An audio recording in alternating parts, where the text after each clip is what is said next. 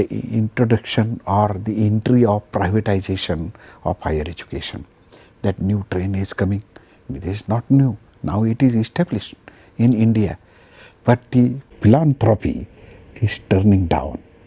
The charity, education to be provided in a free way, or who wants that now, philanthropy is going to change. We have to notice here. Another thing is that fast growth in self-financing private sector, leading to decrease of public sector. Comparatively, the public sector, now the private sectors are there.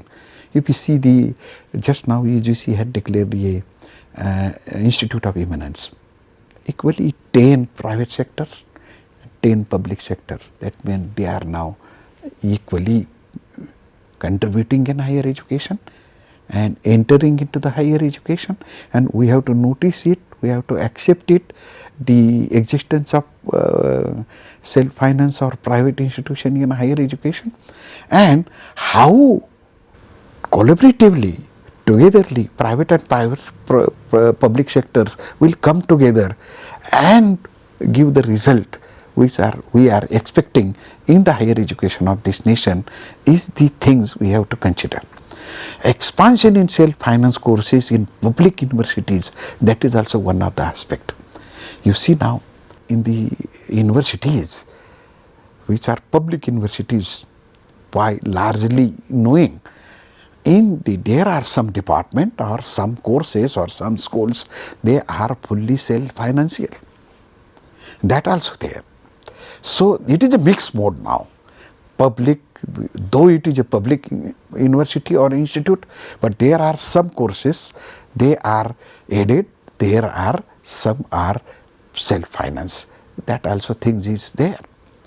The interesting thing is now we have to see the access and privatization is taking a vital role in the higher education. And how much is about 50% higher education institute worldwide from the private sector. Also, if you see not only in India, but also the country where the more than 50% private institutions are contributing in higher education. That countries are Brazil, Chile, Philippines, Japan, where more than 50% private institutions are contributing in higher education, giving access to different courses and all these things. Then we have to accept some changes in higher education, and that is the first change in the higher education is that the reduced level of public financing comparatively to the who are seeking admission in higher education, access to the higher education.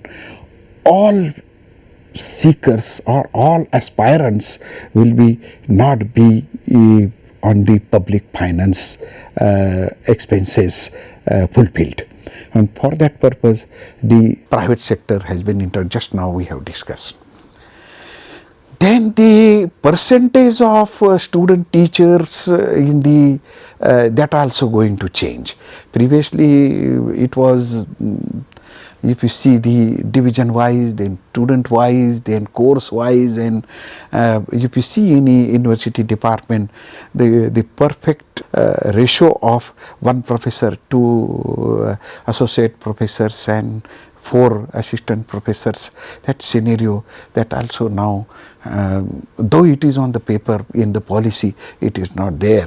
There are so many retired professors and immediately they are not recruited immediately. So we have to see that how the government will recruit that positions immediately after the retirement, or what the time gap arrangement we have to see. The university has to find out the solution, the college has to find out the solution. That is why non-recruitment of the teachers at the right time is also one of the things we have to see in the changing scenario of higher education, and for that temporary solutions we have to find out.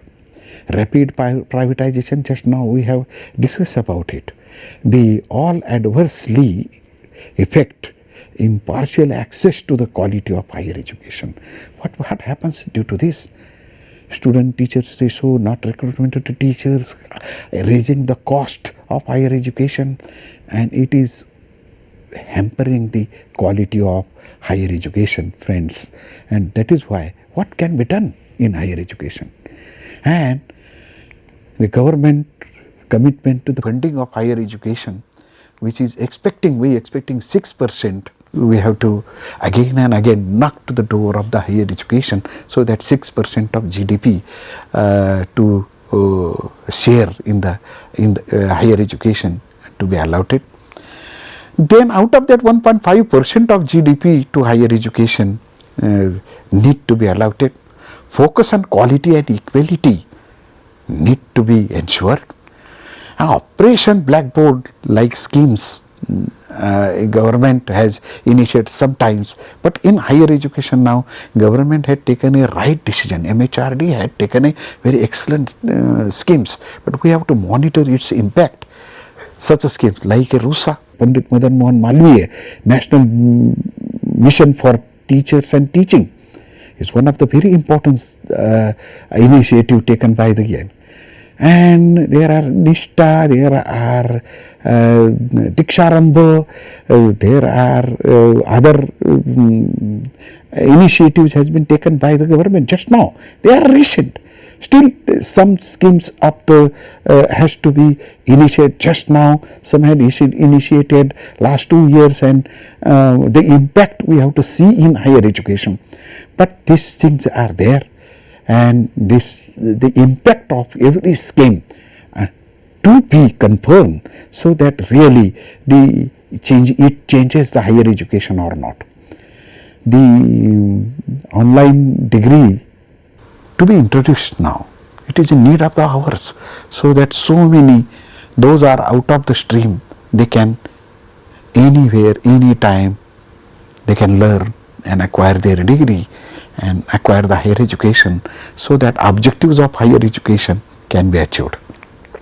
Interesting thing is that we have to see again as a teacher in higher education, the creation of knowledge at a college level, whether it is happening or not by doing a proper research, relevant research or not. It's an interesting thing, we have to see. The first and important aspect of higher education is creation of knowledge. Normally what happens, the objectives of higher education, when we talk about, we see the aspect of higher education, that is the research, teaching and extension. But the objectives of higher education is, first is the creation of knowledge. Then teacher has to ask a question, really I am creating knowledge? Then second objective is to store the knowledge in the form of book, in the form of reference book, in the form of research dissertation, in the form of thesis, in the form of publication of a research article or any other publications. We have to do that, so that we will store this knowledge and can hand over to the next generation by storing this knowledge. Another aspect is that very important aspect, and which we have to see it, that is the dissemination in the classroom. That means classroom delivery.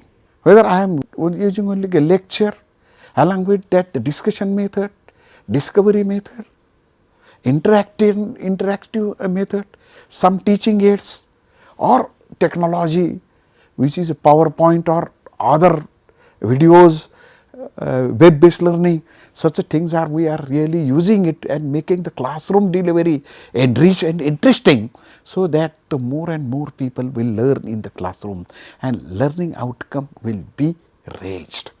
That is the responsibility of a teacher of a higher education. And the last and important thing is that we create wealth in the higher education. We store knowledge, we deliver knowledge into the classroom or through the technology in a distance mode or online mode, out of the classroom also, beyond the classroom also. But what to do with all these things? Created knowledge, stored knowledge, disseminated knowledge, what to do with all these things? And we need to create a wealth through this knowledge, so that only we can raise our economy, achieve our economical growth, and through that created wealth, that wealth will be established to establish a social equality and social justice in the society, to establish a peace in the society, and that is the real aim of the higher education. Friends, hope that this discussion will give you a holistic approach of, along with teaching my own subject, what is the scope of higher education.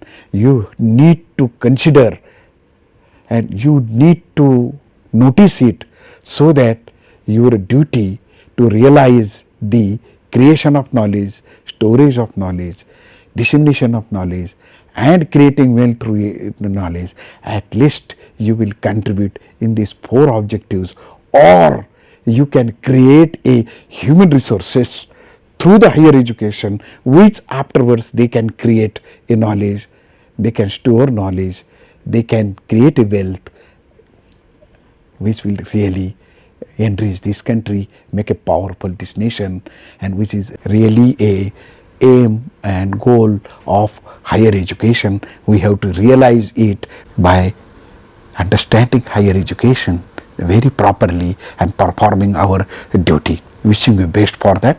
Dhanyavad.